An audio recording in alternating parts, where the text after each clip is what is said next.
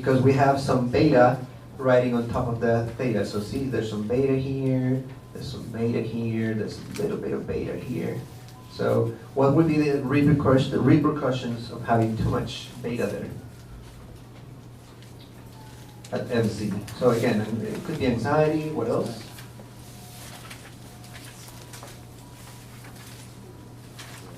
What's the other big one for that? For the frontal cortex for FC?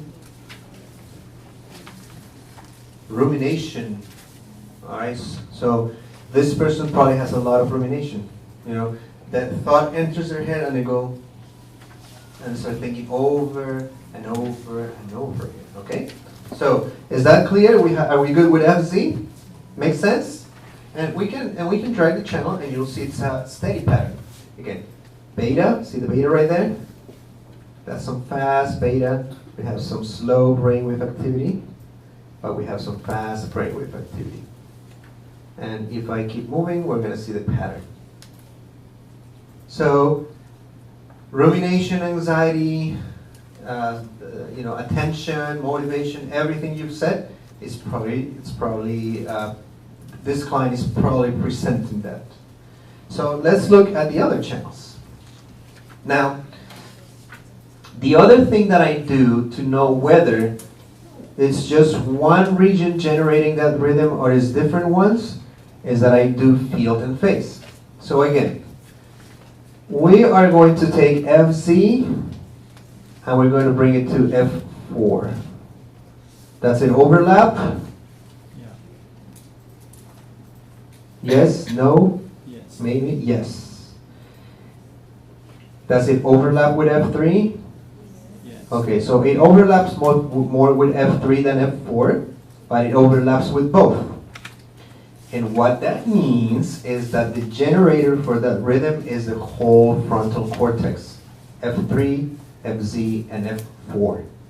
So it's not only FZ, it's the midline, it's your left brain, and it's your right brain. So we have the whole frontal cortex dysregulated. So now we add more suspicions, so we add new theories. So for F3, what are going to be the consequences? You know, poor executive functioning, language issues maybe, you know, for the right is going to be the social side, executive functions as well. So again, as you learn your neuroanatomy, it's going to make more sense. But what I want you to see is that the generator is FZ, F3, and F4. Could you see that, yes or no? Yeah. Who did not see it? Everybody understands it so far? Don't be shy. Please ask me because I'm here for you to learn. Okay? I want you to learn new things. So we have a pattern here. Alright? Now, this is a global look at it. Okay? So we have some understanding of things, so we know F3, F4. So when we do the topographies, the maps, if you read this, you're gonna be able to predict what the topography looks like, what the brain map looks like, which means that F3, F4, and FZ are going to have a red dot right there. Okay, so we're going to see if that's true or not, and we're going to see that they're slowing back here. All right, so we know there's some slowing with some fast frequencies. So to be able to discern that, we're going to do the spectral analysis. So we're going to use the filters, and we're going to filter those band ranges in the specific brainwaves into band ranges, and in a color-coded fashion. So to do that, we go to analysis, and I go to EEG spectra. Now, here's the eyes opened EEG. I'm going to go full EEG. So we're going to do the analysis of the full EEG for the eyes open, right? And I need to make sure the epoch length is at 4 seconds, all right? Which means to meet international standards, I need 4 seconds, 4-second epochs, 4-second periods of clean EEG to do the analysis. All right? I'm gonna click OK, and there we have the same 19 channels, right? But we have what? The bandwidths. And I can go here to the right, and I go fill by band ranges. There we go. So, here we have our information. So remember the amplitude being on the back higher than the front? Does it coincide? Is it higher in the back than in the front? Are the peaks higher here or here? PZ or FZ? Where are they higher? PC. PZ. So it coincides with what we were seeing in the raw EEG, right? So again, if you know how to read the raw EEG, you're going to be able to tell what's happening here. So far you're doing a great job. Now, remember we saw FC to F3, more with F3 than F4? Does it coincide or not? F3, FC, right? It overlaps better. So the generator is FC, F3, midline to left hemisphere. And who understood? Who doesn't understand it? All right. So again, we're going from the EEG to the spectral analysis, okay? So I'm going to go back and forth to show you one more time.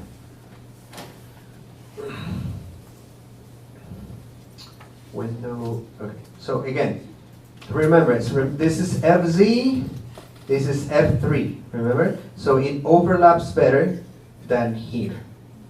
If we go to the spectral analysis, we can see it. FZ to F3, right?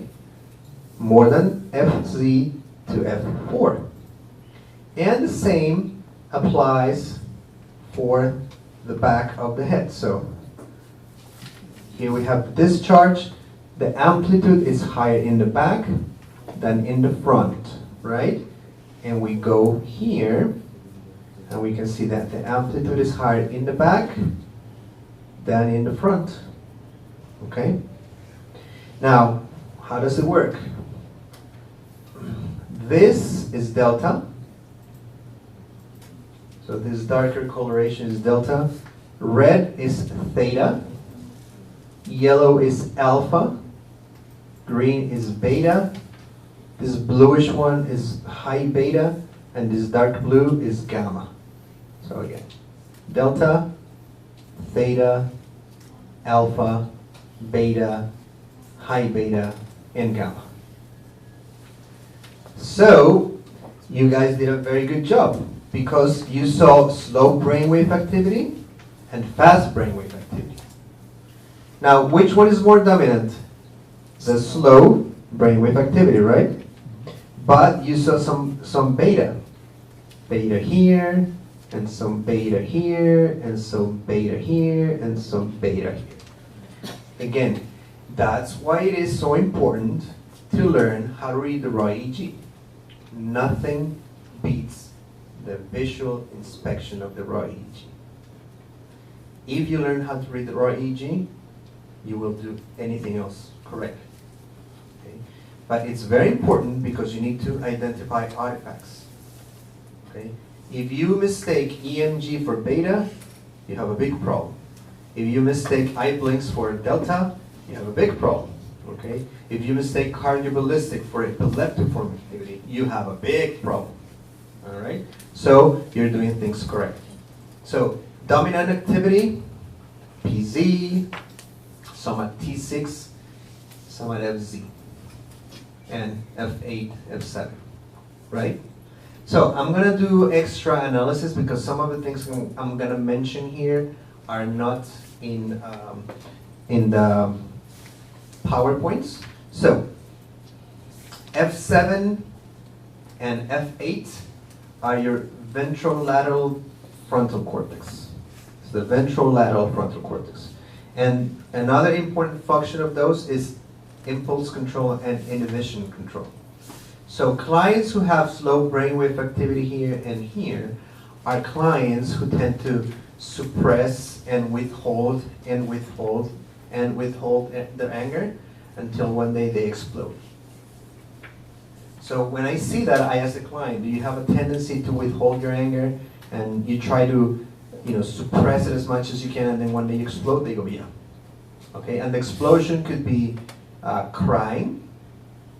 The explosion could be quiet and not say anything.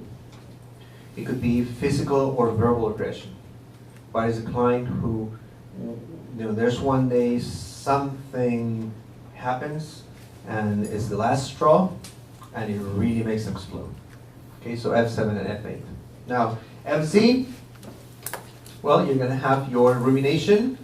We have beta is gonna cause what? Anxiety, fretting, right? Because it's a little bit faster. The theta is the attention side of things.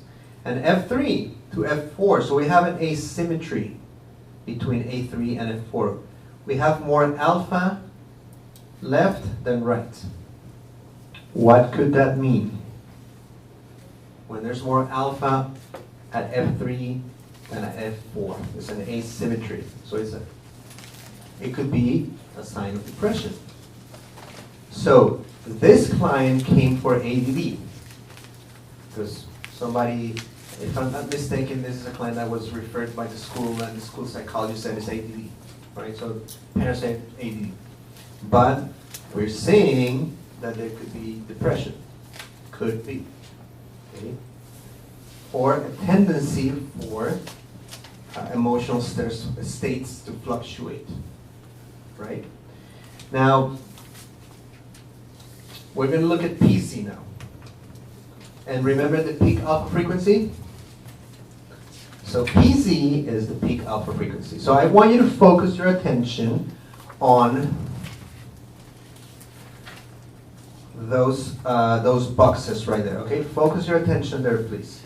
What I'm going to do is I'm going to go to PZ, and I'm going to locate the alpha. I'm going to set the pointer at the highest part of the yellow peak. Okay? That's the peak alpha frequency, the point where the alpha is the highest. And I'm going to click on it, and you see it down there. What does it say? 9.77 hertz. So this person has an alpha frequency of 9.77. The ideal would be 10. Let's see how old this person is. 2004, so it's 14 years of age. Okay? So it should be 10 or more. Now, if I want to confirm that, I can go up here and click here on the table and go to PZ. Alpha is 9.77. So we're getting the confirmation, right? So we have a 9.77 alpha peak frequency. Is that something to worry about? It's not too critical. 9.77 to 10 is not too bad. Do I want it to be at 10? Yes. So I can train to increase it. So I could do this way. I could do a Z4 to PZ. And what would you suppress? You would suppress this right here. Okay? So you would suppress all of this low brainwave activity. C4 to PC could be 1.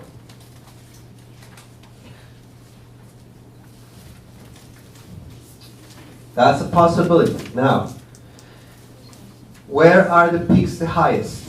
I want you to look at where the activity is the highest, okay? And I want you to write down on a piece of paper what protocol you would use. So I want you to look at it, go back to your neuroanatomy, but I want each one of you individually to write it down on a piece of paper. So some of you might say FZ, some of you might say something different. I want you to do 2 channels. Choose 2-channel training, okay? Something to something. So look at the frequencies, look where they're the highest. Look at your neuroanatomy. See what could be wrong with this client and choose a training protocol, okay? Take your time. So I'm gonna let you do it for 2 to 3 minutes, and then we'll bounce off some ideas.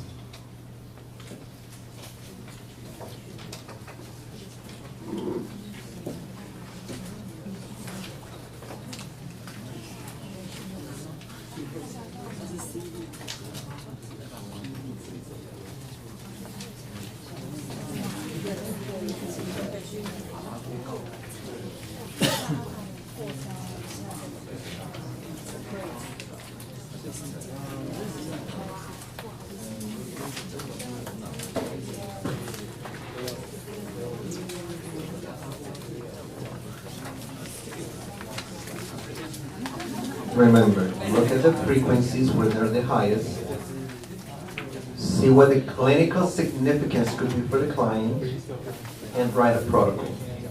Okay, so for now, I want you to choose 2 channels. Whichever ones you think are the right ones. Okay? Think that this is your client. You just did the recording and you're looking at that, what are you going to choose for that person?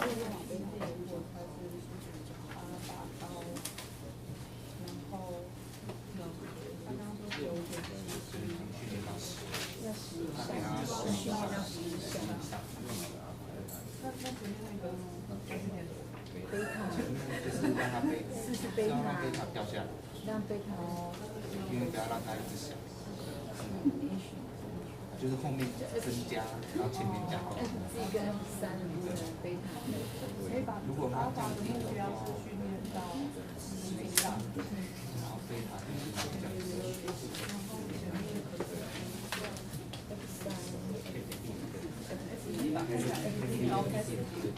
所以 FZ 因为 FZ 跟 F3不同 ，FZ 的贝塔降力点降贝塔，加 FZ 贝塔。降 F 也贝塔升，然后升也降 F 自己的对 SM， 就让它从9到12级。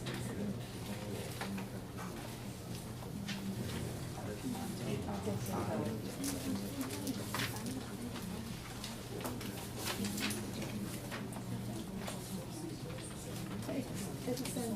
是比较近的，所以他可能就讲可能是做哪部分对他，所以你一直 depression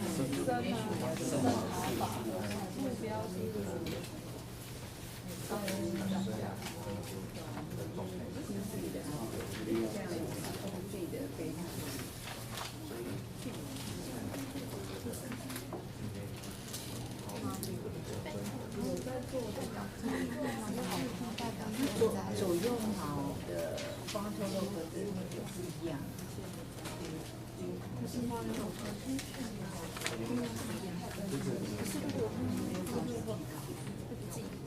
照他早上讲 FG 左脑的贝塔太多。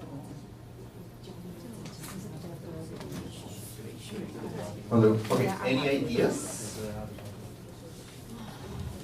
So, I want you to choose any two channels. Don't get too caught up in it. So, what would you choose? Throw some ideas. I want to hear some ideas, please.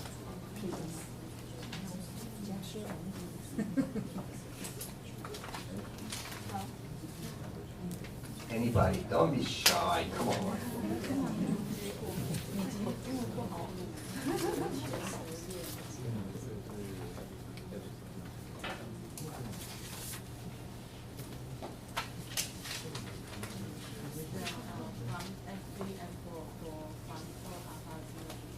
So F3 and F4 to treat the asymmetry and possibly the depression. Okay, that's a good idea. Anybody else have something different? So what Dr. Lin is saying, because there is an apparent alpha asymmetry where there's more alpha at F3 than F4, they would treat that to balance that out, and if there's depression, obviously trying to do effective regulation, so treat the depression. So that's a good idea. Anybody else? Who would do something different?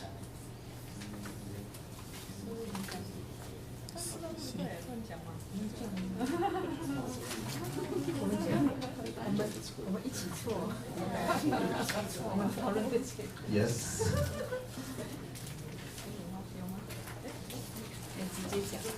We think we can choose a PZ to elevate the alpha. PZ. Okay, so do F8 PZ. Is that correct? So PZ is 1, right? PZ and? And elevate the alpha. Elevate alpha. F8 to PZ. No. FZ and PZ. Oh, FZ and PZ. And you would downtrain the alpha. Uptrain. Uptrain the alpha. Oh, the alpha peak frequency, okay. Now, And downtrain the beta. downtrain beta. FZ. Okay. And what would be the objective? So what is the objective behind? Sorry? Depression, rumination. Okay, so getting rid of the depression and the rumination. Yes. Okay. Good idea. I like it. Anyone else? Yes.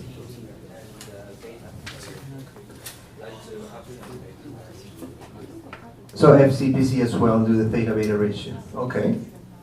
Good. Anyone else? Keyboard. Yeah, there we go. Okay. So, anyone else? So, there's F3 to F4, there's FZ to PZ. Anyone else has a different idea?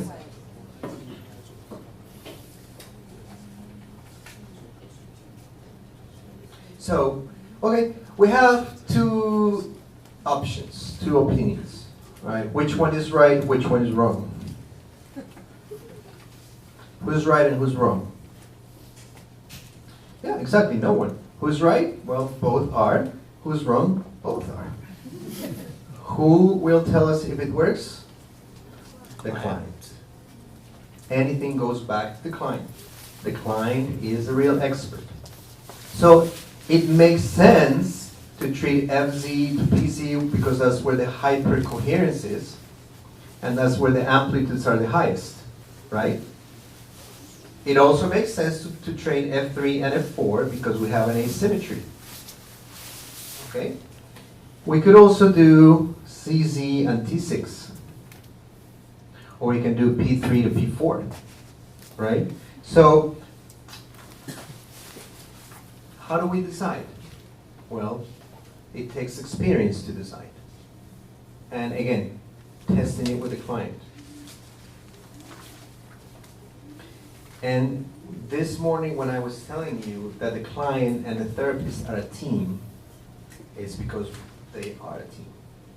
So we would ask this client what the most significant clinical obstacle is for them. What the most significant clinical obstacles are for them. And the client, because you might say, you know, we're going to treat FC and PC, and we're going to treat that because we want you to stop ruminating. And the client might say, no, I really need to take care of this depression. So we go with what the client wants to, okay? Because it's their brain, it's their emotions, it's their life, it's their mental health. So we can choose on something, but the client will say, nope, I want to treat the depression. Now, we can treat the depression, but also treat the rumination. Because again, when we treat one thing, we're not treating one symptom. We're treating a cluster of symptoms. The brain is an integration organ. Okay? These are not independent countries. This is a unity. Okay? And when we train here, we're going to have results here. When we train here, we're going to see results here. So we can treat both. But it's very important to treat what the client wants. Now, what do we reward and what do we suppress? So this morning, we started talking about frequencies. Delta 1 to 4, theta 4 to 8, alpha 8 to 12, SMR 12 to 15, beta 13 to 21, beta 2 25 to 36, or 22 to 36, and gamma, right? Now, that's the convention. We're going to see what the real frequencies are for this client. So again, I want you to focus on these boxes, okay? Because one thing is what the books tell you, and a different thing is what the brain of your client tells you. So I'm going to start with the delta. I'm going to go to FZ. And the delta is between 1.46, see that down there? And what I'm going to do is move the arrow to the end of the delta, 342. If we round it up, it's 2 to 4. Right? Make sense? Again, we're going to start here, 1.46 to 3.66. So 2 to 4. So that's the delta range we're going to suppress, 2 to 4. Now, we're going to go to theta, same thing. 3.91, meaning 4, to about 7.57. So 4 to 8. Okay? Now the alpha, it starts at 7.57, around 8, and it goes all the way to 13. What? Alpha 7 to 13? I thought it was 8 to 12. See what I mean? So we have 13 hertz alpha here. So we're going to go from 8 to 13, and then the beta, it's about 13 to 20. All right? So what we're going to suppress is 2 to 20 hertz. Because it starts at 2 with the delta, ends at 20 with beta. We're suppressing 2 to 20. All right? I'm going to do it again because some of you are looking at me like I'm talking to you in Spanish. So,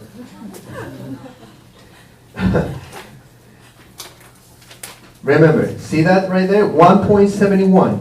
So we're going to round it up. All right? Look at the box below. Look at the box here. That's your hertz. What does it say? 1.71. So we're going to round it up to 2, right? And I'm going to go all the way to the end of the beta, right here. What does it say? 19.29. So that's about 20. So we're going to suppress 2 to 20 hertz. That's what we're going to suppress, because that's everything that's high. That's everything that's excessive. Is that clear? Who still does not understand it? Okay, we're going to do it again. No problem. So what we are looking at, we know we have some delta, we know we have some theta, we know we have some alpha, we know we have some beta, but we don't know the ranges. So we're going to click and we're going to look at the numbers here, okay? Because I need to know the exact range that I need to suppress and reward. Because delta is just a name, beta is just a name, alpha is just a name. I need to know the exact range, right? So again, if you look at the box, if you focus your attention on this one, you're going to see how many hertz. So I'm going to start with the delta. What does it say? Let's go there. 1.46, right? So the delta starts at 1.46.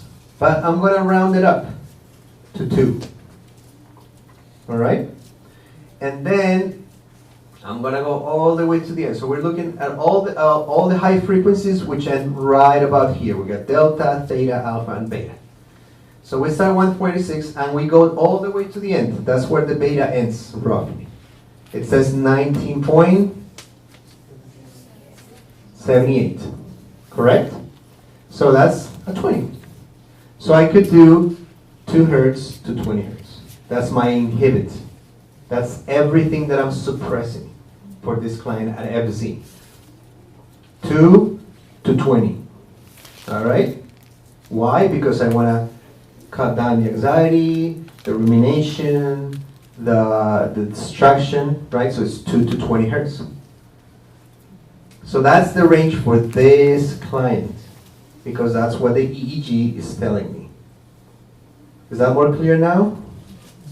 Okay. Is there anybody who doesn't understand it? Please raise your hand. Okay.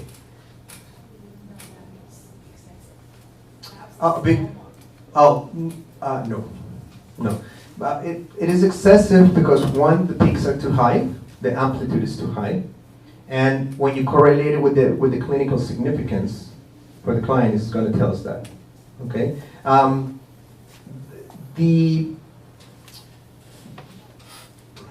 There's no exact way of telling what is normal for people. You could use a database comparison, and a database will give you an idea, but it depends on skull thickness and age and gender. So it's really hard to tell. But when we have things above a certain pattern, it's going to be excessive. Okay? Now, let's look at PZ. All right, so we have FZ, right? Let's look at PZ. So same thing. We're going to go here, 1.46, and all the way to the end of beta. It says 19.53. So again, we're going to suppress the same range. So the protocol is going to be FZ to PZ, suppressing 2 to 20 hertz. All right? Because we want to bring all of this down. So and when we do the training, we want this to be lower and this to be lower. Okay? We're suppressing 2 to 20. Is that clear so far? So it's FZ to PZ. One sensor is going to go at FZ, the other sensor is going to go at PZ. And then the references are going to be at the ears, right? And then your ground sensor in between the two. Okay? So we're suppressing 2 to 20. All right? Are we going to reward something? Yes.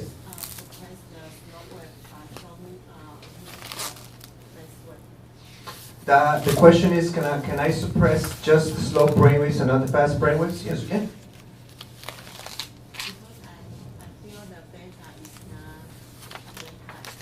Okay. And what Dr. Lane is saying is that she doesn't feel the betas that high, and that's valid. Again, who will tell you? Your client. There's no law anywhere in the world that would put you in jail for saying something different. So, with the EEG, all right? So, you're safe, okay? So, you can try that. Absolutely. See, this is the exercise. It's very subjective. Neurofeedback is not a one-size-fits-all approach, and it's not a linear training approach.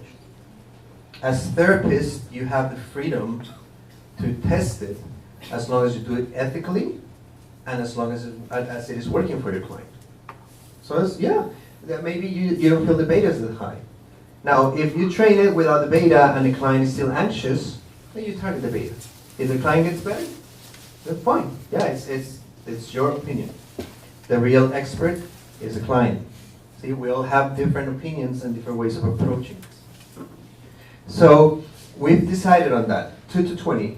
And so Dr. Lin would do it differently. She would just do 2 to 13 hertz. Are you going to reward anything?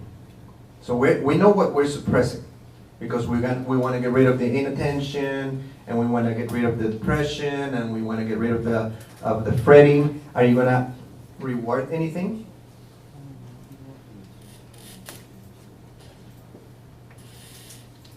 Would you reward something, or would you just leave it at that? So let me ask you this first. Who here would reward something? Who here would set up a reward? Doesn't matter what frequency. Nobody? So you would all do a suppress-only protocol? Okay, so you would reward 20 to 15. Okay, anyone else would reward 12 to 15, sorry?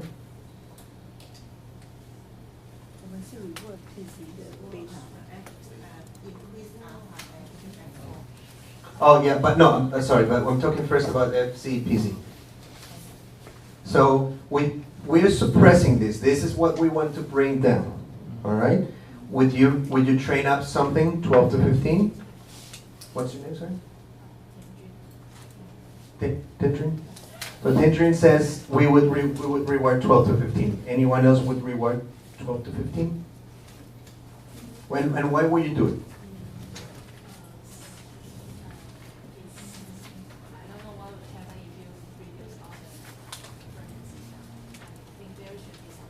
Ah, good point. Yes. So maybe there's as a balance that. That's a good point.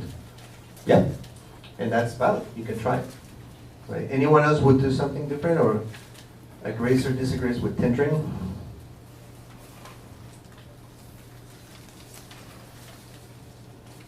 And don't be afraid to say it. Okay, it's okay to be wrong. I'm not gonna kick you out of the room, or you're gonna lose citizenship because you say something that is different. Don't be afraid. Okay, it's reading. But it's so you start getting an idea, right? So you get an idea of how things are working with regards to this case. Yes? No? Do you have an idea of protocol selection and why we do something and why we don't do something? Reward the PC beta. Beta PC? Yeah. Why?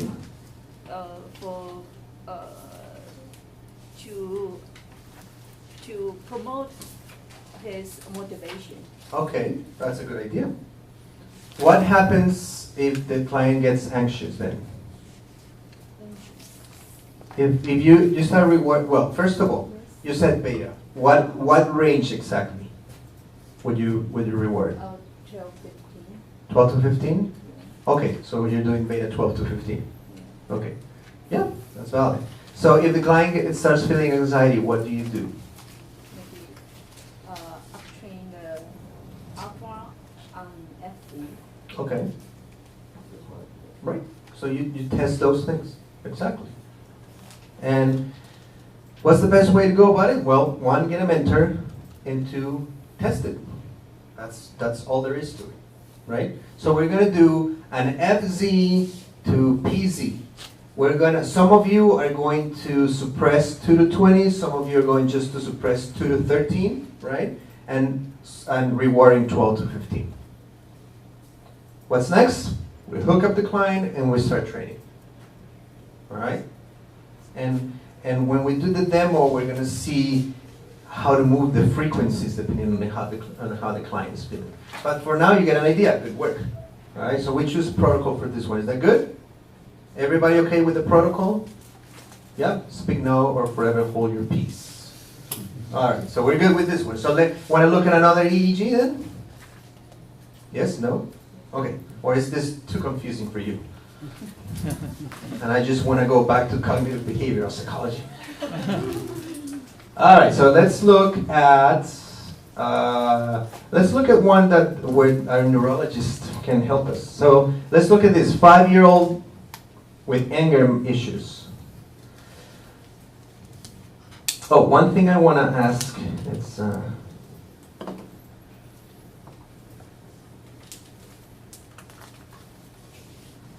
right. So one thing I'm going to suggest is when the client comes to you and they give you a motive for consultation, they come to you and say, it's ADD, or I'm having academic difficulties, I'm depressed, I'm anxious, okay? I want you to, in your mind, try to imagine what that EEG is going to look like. So if they say anxiety, what would you imagine? Sorry? Maybe high beta, right? All over the place or localized. What else would you imagine if there's anxiety? Any other brain waves? Alpha, yeah. Maybe low alpha, maybe fast alpha, yes. So that's what I want you to do exactly. And then when you start seeing the EEG, see if you're right or not. It's a fun way to start gauging things.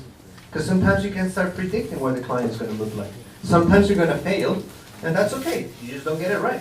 You know, the client comes with a different presentation, right? But it's a good way to practice honing that skill, okay? So we're going to look at a 5-year-old girl with anger management problems. So imagine what that EEG would look like. What would you say it's going to have? What would you say it's going to present with?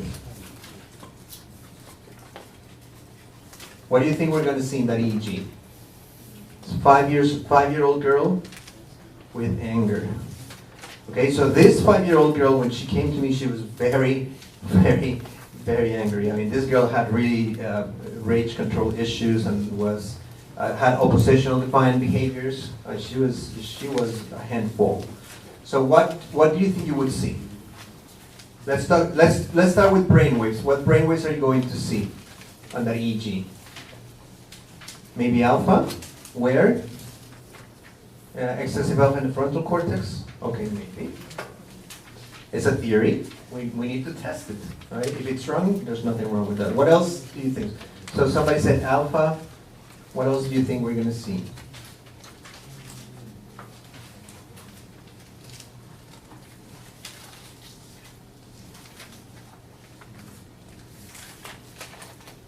And where in the brain?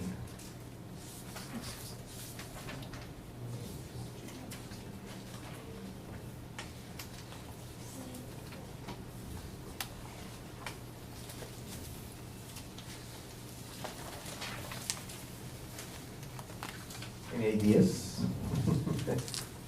Don't be afraid. Just say it. Really, throw it out there. You know, there's no stupid idea. There's no wrong idea. We're learning, and this is how you learn the EEG, right? You make a lot of mistakes, and then you learn how to get it right.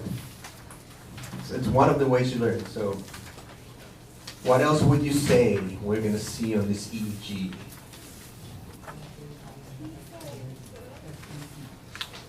High beta? Low theta, you said? Oh, low theta at FPC. That's an idea. We'll test it. So we got alpha frontally, slow theta, lower than maybe 4 to 6 hertz at PC. Anything else? T4? Okay. And what kind of activity? What kind of brainwave activity? Maybe alpha. Okay. T4 as the temporal lobes. Okay. So let's look at it, shall we? All right. So let's open up the EEG and feast your eyes. All right. So we have interesting things going on at 1 second, 2 seconds, 8 seconds. So I know the neurologist knows what this is because he's probably seen it many times over and over again, and I know what it is because I've seen it many times again. Does any know what that is? So I'm asking about this specifically, and this specifically, and this specifically, and that specifically. Does anyone know what that is? What type of activity? What do you call it? How do you eat it?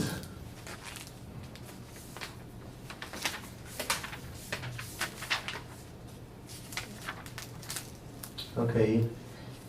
Epileptic discharge. It's an epileptic discharge. That's exactly what it is. Spike and wave type. Spike and wave. All right, so it's localized.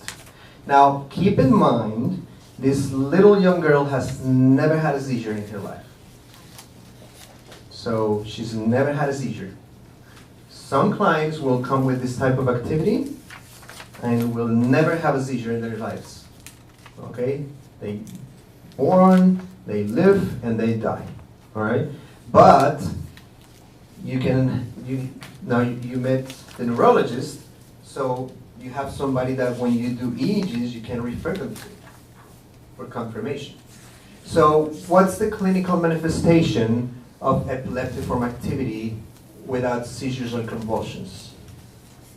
Could be absence and different strange behavior and a part of the strange movement. Yes. So we could have tics, strange movements, Yeah, strange behaviors. Mhm. We could have psychosis. Mhm. So this is not the case, but I had a case once of a young woman, 30 years of age, who was diagnosed with schizophrenia. All right? And we did the EEG, and she had epileptiform activity, epileptic discharges, which were causing the psychosis. So she was not really schizophrenic.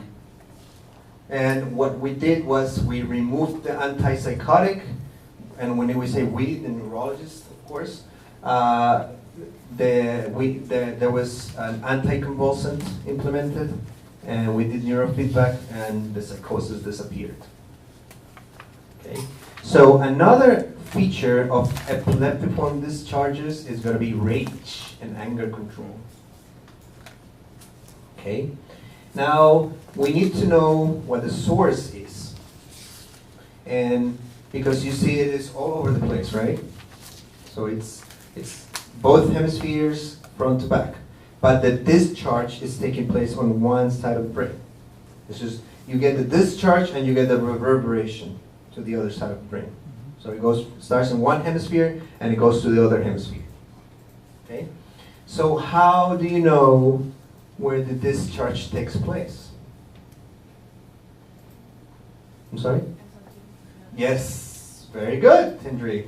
You look at the amplitude. So where the amplitude is the highest, that's where you get the discharge. So by looking at that, where would you say the amplitude is the highest? So you can look at the discharge itself and the post-ictal discharge. The post-ictal slowing gives you a clue as to where the discharge takes place. Now you can do some cheating, and you can go to the spectral analysis and see it. And that's valid. I mean, again, you're learning. The important thing is that you get it right. And the important thing is that you get the right assessment. Now, in this case, I can see that, but I'm a psychologist. I'm not a neurologist. So I do the ethical responsible thing, and I send this to the neurologist. And it is the neurologist who writes up the diagnosis. And when I have the neurologists signature and approval, then I put it on the report. Okay?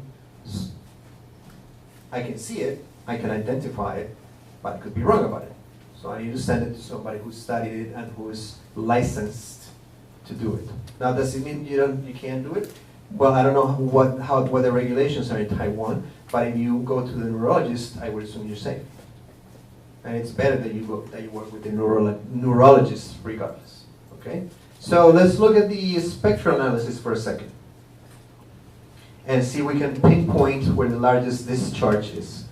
Sometimes you can go back and do reverse engineering. So we're going to do analysis, EEG spectra, full EEG for the eyes opened.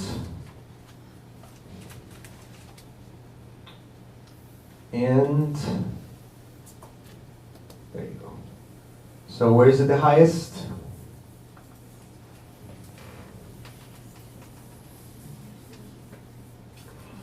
Where do you see the amplitude is the highest? So P3, and we got T6, right? So those are our candidates. So we're going to go back to the EEG and look at P3 compared to the other ones and see if that's the case. All right. So this is valid. I mean, it's for learning purposes.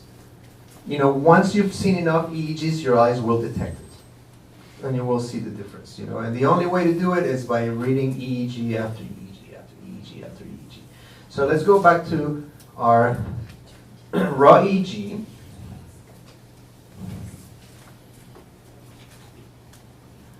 And let's look at it here. So we said P3. There you go, look at that. P3 has the highest amplitude. See that? So that's your source right there. That's your generator. It's P3. Do you agree, Doc? Sure. So, neurologist concurs. Good work. Very good work. So yeah, you look at the amplitude and that's how you determine where it takes place. So, where would you train? Where would you put the sensor? So you could do CZ to P3. Okay? What are we going to suppress? Well, let's look at the spectral analysis. Oops, window. So we have, again, 1.71 to 19 point something.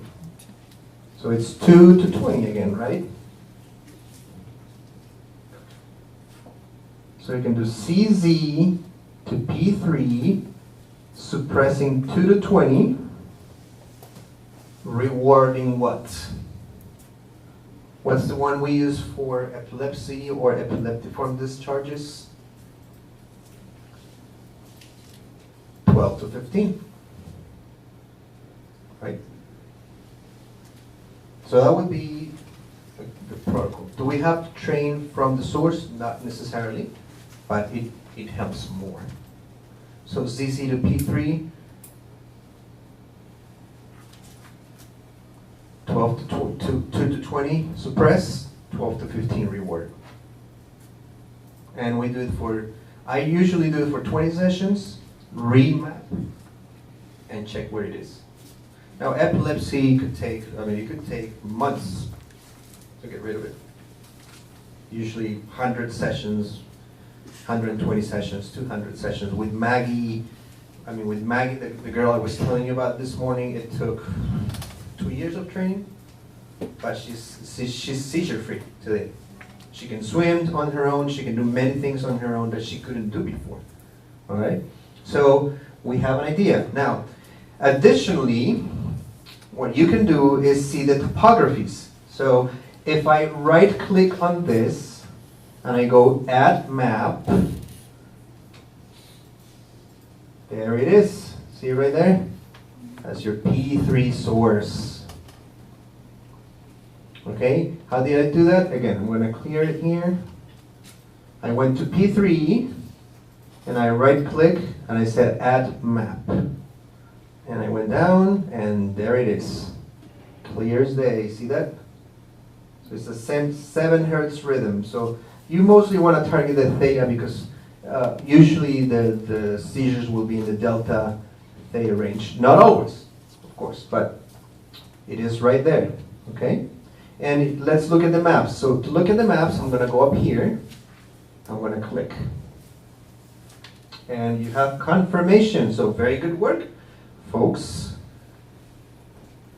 We're going to look at this bar right here. Okay, so green, it's in the middle, which means is your normal or your ideal, your normal, all right? So if the maps were all green, it would be a perfect brain, all right?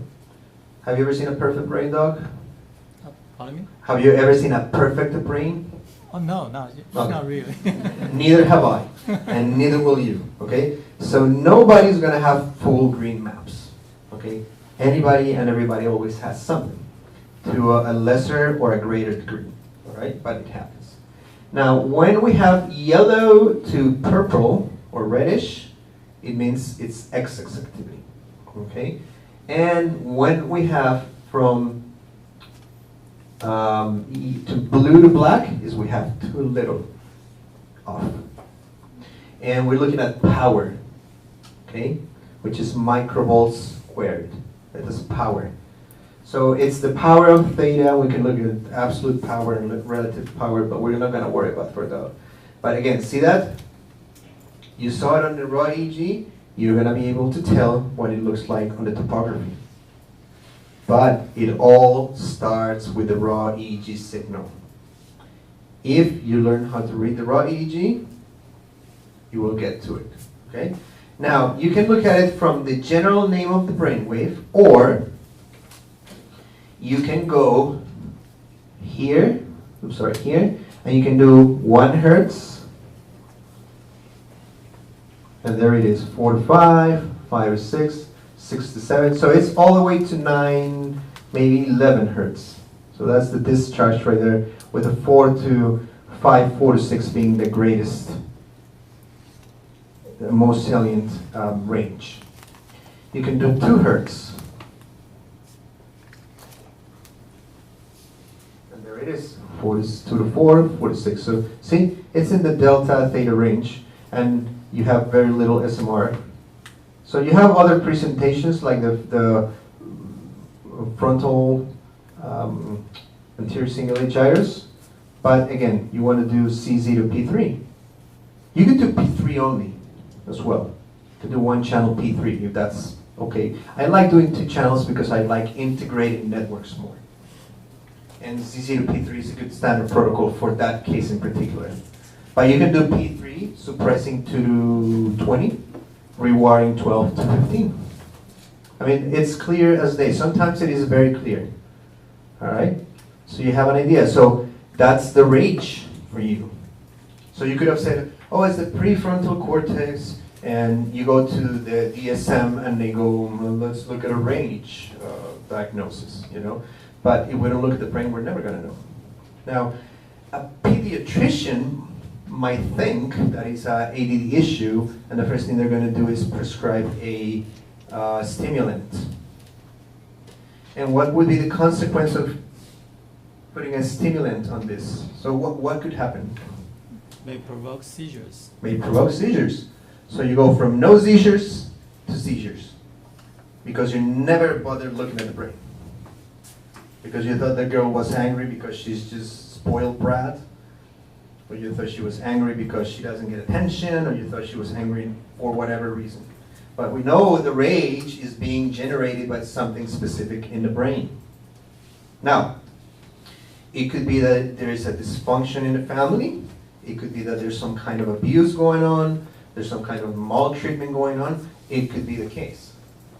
So looking at the EEG doesn't give us a full picture, but it gives a big idea of what's going on. Because if we medicate that, we're going to be in a lot of trouble. Whoever medicates, so psychologists cannot do that. But if a prescribing professional were to do that and cause a seizure, it's a big problem for the little girl. Okay? So that's where we train. Now we can do imaging, further imaging, but we're going to do with another EEG. So is that one clear? Yes? No? Okay, good. So let's look at another one.